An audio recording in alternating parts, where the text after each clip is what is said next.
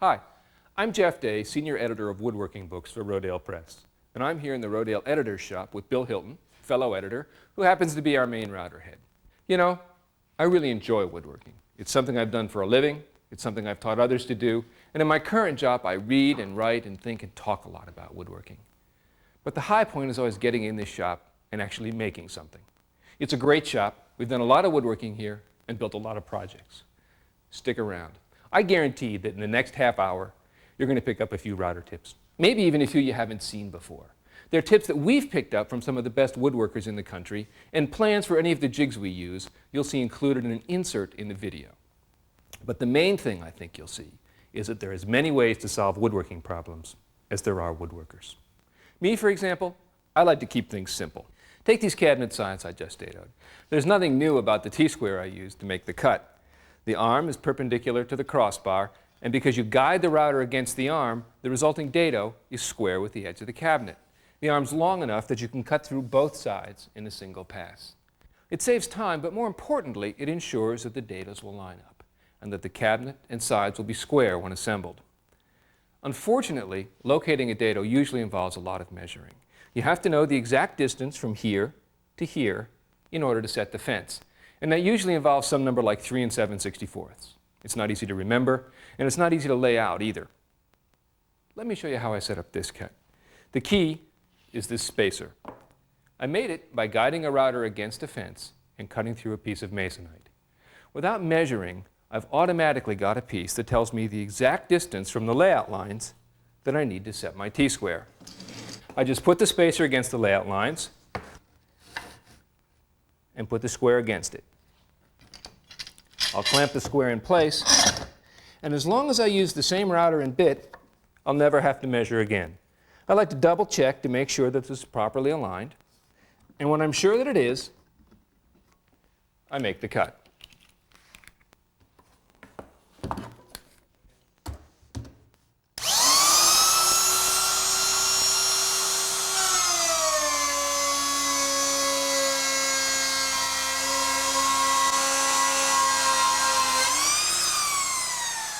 And when I finish, the groove is right where I want it to be. Don't be too sure about that, Jeff. Those router base plates can be pretty eccentric, you know.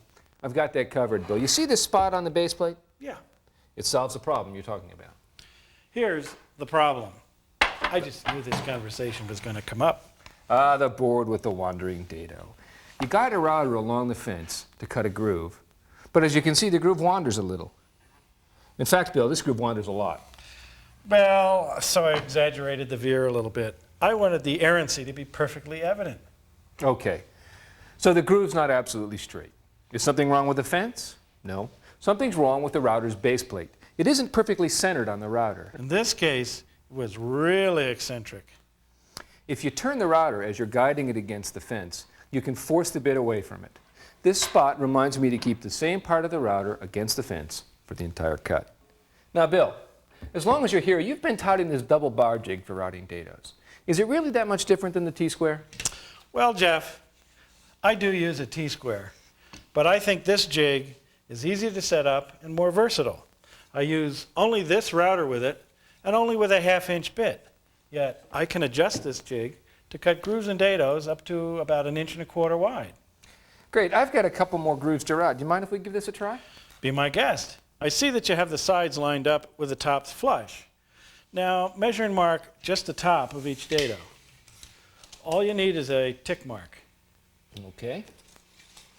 Now, these two crossbars are perfectly perpendicular to this fixed fence. When either crossbar is tight against the edge of the workpiece, this fence will be at right angles to that edge. Now, how do we align the jig? The trick is this notch routed in the crossbar. Because I always use the same router and bit with this jig, that notch tells me how close to the fixed fence one edge of the dado will be. Just align the edge of the notch with your tick mark. If you're going to cut wider than a 1/2 inch, the extra width will always be toward the movable fence. Okay. Let me clamp this in place. Okay. There we go. Set. Now, we're almost ready. We want a 3/4 inch dado here, but we're using a 1/2 inch bit. To get the data we want with the bit we're using, we need this second fence, and the distance between the two fences must equal the diameter of the base plate plus 1/4 inch. I use this plywood spacer to set the fences. I see. You slip it between the two fences, slide the loose one up against it. That's right. Slick. Yeah, it is, isn't it? Now we're set for that 3/4 inch dado, but I have other plywood spacers that I use if I want to cut wider or narrower dados. What's this slot? Well, that's the spacer's extra dimension. As you know, Jeff, we really should cut this dado in 2 passes, adjusting the router's depth of cut between them. To get more efficient, more consistent dados, and to save time, I like to set my fixed base router to the final depth of cut, then make the first pass with the spacer in place. You can go about a 1/2 inch deep in 2 passes that way. Well, wouldn't it be easier to do this with a plunge router? You could get to your final depth in easy increments, and it would be easier to start the cut, too. You're right, it would. But I don't have a plunge router. This is what we call make do. Okay, so how do you start the cut? Just tip it in? No, I like to start with the bit and the crossbar notch. Okay, so you guide the router along one fence, That's right. cutting through both sides. And then you come back against the other, widening the dado. And then I lift out the spacer and repeat the process to finish the cut. That's right. We have a few more ideas for you on using the router to cut joinery. All involve base plates, custom made, right here in our own shop. Here we have 3 routers, each with a base plate for a different job. This first router is fitted with what looks like a square base plate, but it's actually a jig developed by Nick Engler, author of our workshop companion books. The distance from the edge of the bit to each edge of the base plate is different. So with this jig, you can cut 4 different size grooves without having to change the bit. Let me show you how it works. I've got a 1/2 inch bit in here, and I'll guide it against my T-square to make a cut.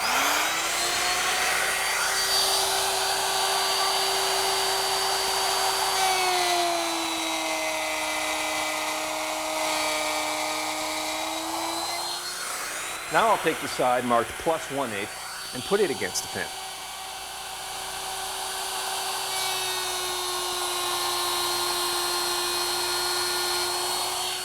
As you can see, I've widened the groove. We've set this base up so that you can change the width of cut in easy 1/16 inch increments. It's perfect for cutting those odd-sized grooves.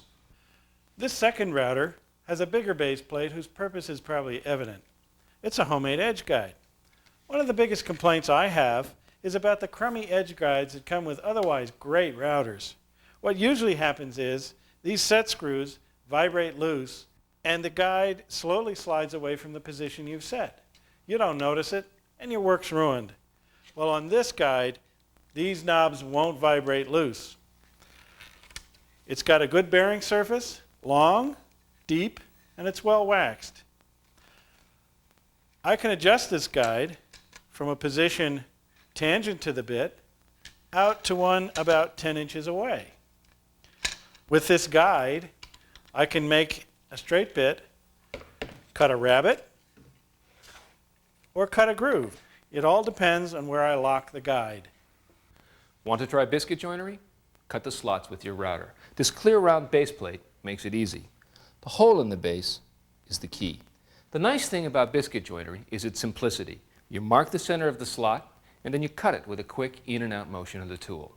You could do the same thing with your router and slot cutter if biscuits were round. But biscuits aren't round, they're elliptical. So you have to move the router from side to side in order to cut the slot. The question is, how far? The answer is from one side of the bit hole to the other. Okay, I'll just mark the center of my slot here on the board. And when I'm going to make the cut, what I'll do is I'll set the router on and I'll align the mark with one side of the hole. I'll push the router into the work and move to the right until the other side of the hole aligns with the mark. Here's how it actually works.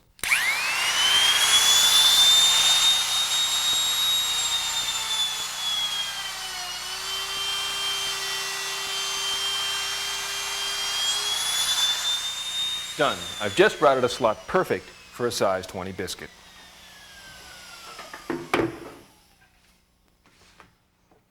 You can make this base plate for the $5 cost of a scrap of acrylic plastic, and that will save you the $150 to $300 cost of a biscuit joiner. I see Fred's just come in from the prototyping shop. Let's go see what router table tricks we can pick up from him. Unlike Bill or me, Fred gets to spend most of his time here in the shop. He's the shop manager. Hey Fred, how you doing? Hi, Jeff. I've just got a couple of grooves to cut in these pieces of wood. There's already a 1/4-inch bit in the machine, so I'll be out of your way in a sec. Okay, great. See how easy it is for Fred to adjust the fence? The fence doesn't have to be parallel with the edges of the table. It just has to be the proper distance from the bit. When you need to change the setting, just unclamp one end and pivot. We usually use these vice grip C-clamps to set the fence. This knob here adjusts the distance between the jaws, and as long as you use the same table and the same fence, you'll never have to change the setting. Just grab the plier handles and squeeze. It's locked until you trip the lever. Fred's marking the outside edges of the bit on a piece of tape stuck to the table. He's already marked the beginning and the end of his cut on the edge of his stock. The proper feed direction for this cut is from Fred's right to his left, so he aligns the mark at the beginning of the cut with the appropriate mark on the table. He lowers the stock onto the bit, and when the end of cut marks align, he lifts it off the router and shuts off the machine. You're only doing one of these, Fred. Well, actually, two. If I were doing a whole stack of them, I'd use stop blocks on the fence. You can use scraps and just about any kind of clamp, but these work pretty direct. The hand screw actually becomes the stop. To set them up, I'd use the original cut piece, set it on my mark, and set a stop block for that position. Then I'd move to the finish mark and set a stop block at that position. Now I can take my second piece of wood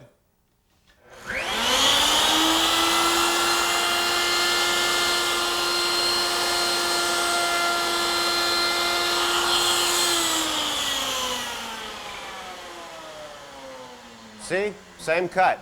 I've always liked stop blocks. I think they make the cut safer and take the chance of error out of the operation. Yeah, as long as you get them set right. If I were just doing a couple, I'd still just eyeball it mark to mark. But I know, you guys like to be more precise. Speaking of precise, Bob Moran, one of your editors, showed me a trick the other day that's really precise. I think you'd like it. Why don't you let me set that up on the other router table? Okay, great. We'll be right over. As you saw, it was darn useful to have the router mounted in a table. It was easy, quick, and safe for Fred to pass his stock across the bit. Now, if you're saying to yourself that it's easy to have a router mounted in a table in a shop like ours where we've got an extra one that we can leave there, let me offer you a couple of suggestions. If you've got a fixed base router, buy an extra base and hang it in the table. When you need to switch operations, just pull the router out of one base and slip it in the other. If you've got a plunge router, attach a mounting plate to it, and you can hang the mounting plate in the table. When you need to switch from handheld to handheld operations, just lift out the router and the base, and if you keep the base as small as possible, you'll find the extra size doesn't get in the way and can sometimes be quite useful. If you're thinking about building a router table of your own, here are some design considerations. Mount the router towards the front of the table. Probably 80% of the work you do involves edge cuts, narrow stock, and the like. There's less than 12 inches of space between here and the bit, but it's plenty for most of the work you'll do, and you won't have to lean across the table to do it either. You can mount your fence along either edge or along the back of the work. You can even angle it if it suits the work you have to do. If you're going to do work that requires broad support, work from the back of the table and put the fence over here. Another real advantage to having the router in the front of the table is ease of adjustment. Notice that even though we've built a cabinet around the router, we haven't enclosed it entirely. Ease of adjustment is one reason, but good air ventilation is another. The router cools itself by pulling air in here and blowing it out around the collet. If you enclosed it entirely, these chips would get sucked up into the motor housing and possibly damage the router. It's not a good idea. Well, let's go see what Fred's up to. Fred, you ready? Yeah, Jeff. What I've got here is a setup for cutting sliding dovetails. This is the piece with the groove in it. I'm closing in on setting the fence to cut the tail. If I cut too much off the tail, it'll be loose and rattle around in the groove. So the trick is I've got to control the movement of the fence. In order to do that, I'm going to take a shim and I'm going to place it against the back of the fence. Then I'm going to clamp a block against it. I'll unclamp the fence, remove the shim, move the fence over, and reclamp it. I've just moved the fence, the thickness of that shim. Playing cards, business cards, pieces of paper, all make good shims. If you want to move the fence 1/16 of an inch, try a piece of Formica. I'll just take a cut off both sides of this piece in order to keep it centered.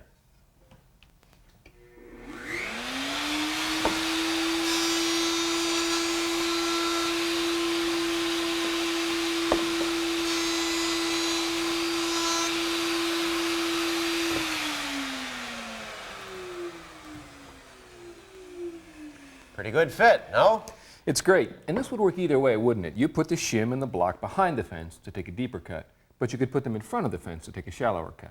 That's right. Now, one thing I noticed, Fred, is that this hole's pretty big. Somebody been raising panels on this? Probably. Well, wouldn't that be dangerous if you're working with a narrower piece of stock? Yeah, it could, Jeff. In order to close that hole down, what you want to do is lower the machine until the cutter's below the surface of the table. Then take a piece of masonite and throw it down on the top. Double stick it fast, and then raise the cutter back up through it. That way the hole fits the cutter. As a matter of fact, there's one hanging on the wall over there that Bill Hilton made for this table. Still has a tape stuck on it, so we'll just slip it over the bit, stick it down, and a fence would help hold it in place too, wouldn't it? That's right. But, hey Bill, what's this nail doing in your fancy looking tabletop? That nail? Yeah, that nail. Well, I needed to cut a disc, so I put that nail through this top to serve as a pivot. Do it on the router table. I don't think so, Bill. Jeff, you put the 1/2-inch bit in the router. I'll go cut a blank, and I'll show you. All right. I'm going back to some real work. With the bit retracted, you put the blank over the pivot. Hold it down and switch on the machine. And raise the bit to engage the work. Turn the blank one full rotation.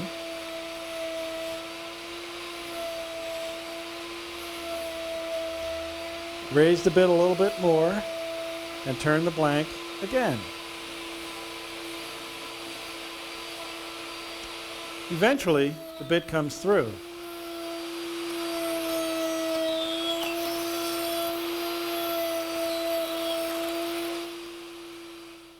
And here we have a nice round blank, ready for the next operation, whatever that might be.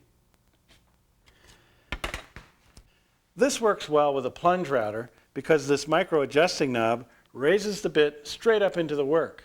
With a fixed base router, there's a little bit too much side play when you loosen the clamp to raise the bit, and that could booger the work. Well, Bill, I still prefer the trammel. Attached to the plunge router, the trammel is a giant circle cutting compass. Well, that plunge router is much too big. I prefer this laminate trimmer, which you can hold in one hand.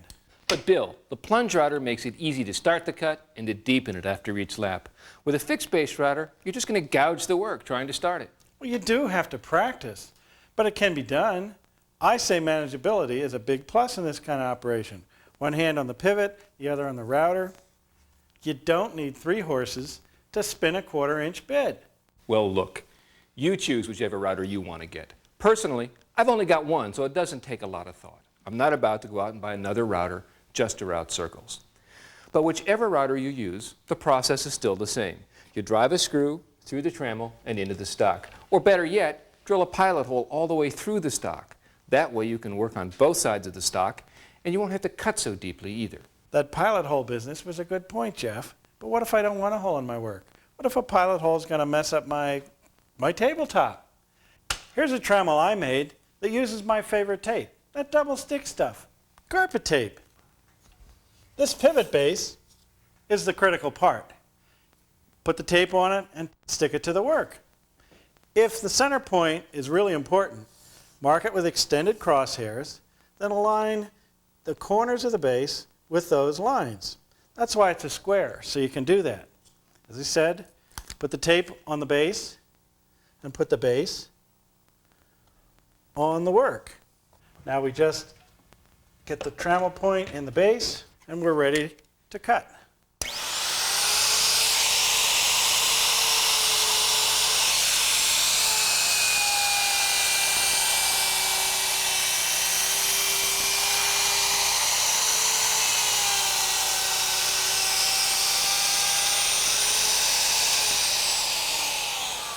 As you see, Jeff, carpet tape holds pretty good. One negative about this setup, as with a router table approach, is that you can only work from one side of the blank. You do have that deep cut to make, but the tape's holding pretty good.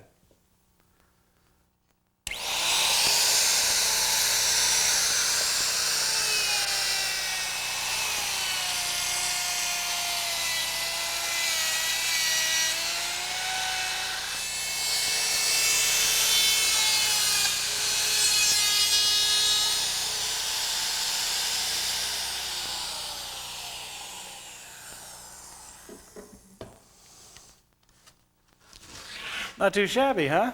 Not at all. And I like it a lot better than that router table thing. But I did notice you used the plunge router, Bill. Jeff, could I make one last suggestion? Sure. If you have a circle to cut that's smaller than the diameter of the router base plate, don't even bother with a Dremel. Fred drills a hole in the factory base plate. See? Just fit the router over the pivot and turn. It's not flashy, but it works. Well, Bill, we have time for one last router secret. Yeah, and? It's got to be Moran's oval cutting machine. Epic. Bob came across this idea while he was thumbing through an old book on carpentry. Back in the 18th century, Benjamin Asher was telling carpenters how they could use this machine to draw ovals. Bob saw it and adapted it to the router. That's what Bob says anyway. To the rest of us, it bears a striking resemblance to the old BS grinder. When two keys attached to an arm travel through perpendicular slots, the arm traces out an oval. Grind all you want, Jeff. The jig is perfect for these oval tabletops I'm making, and that's not BS. Show us how this works, Bob. Well, Jeff, an oval is like a squash circle. It's longer than it is wide. So an oval cutting jig is like a circle cutting jig with a constantly changing radius. The radius changes because the arm is pinned to two keys that slide back and forth in those perpendicular slots. I can just nail the slots onto the back of the stock because I work from the bottom side of the tabletop. I have one more to cut so I can show you how it works. Okay, great.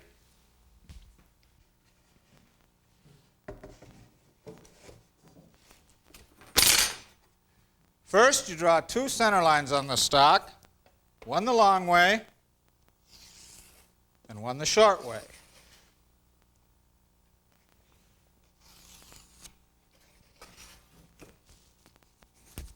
Then you position the jig so the tracks are directly over the center lines. Then you nail it there. To adjust the jig, you park the router at the end of one of the center lines, run a screw through the arm into the key that's perpendicular to the arm. Then you move the router around to the end of the other center line,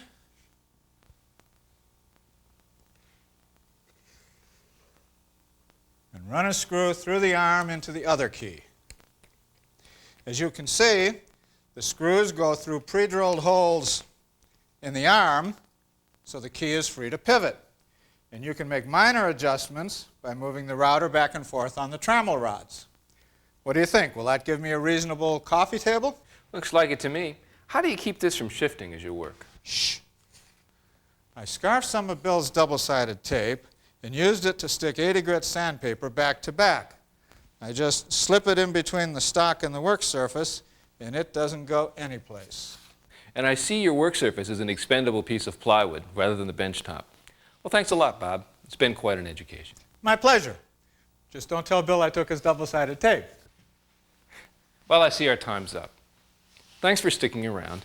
I hope you've picked up a few tips, maybe even some you haven't seen before, and that we've made your trip to our shop a worthwhile half hour.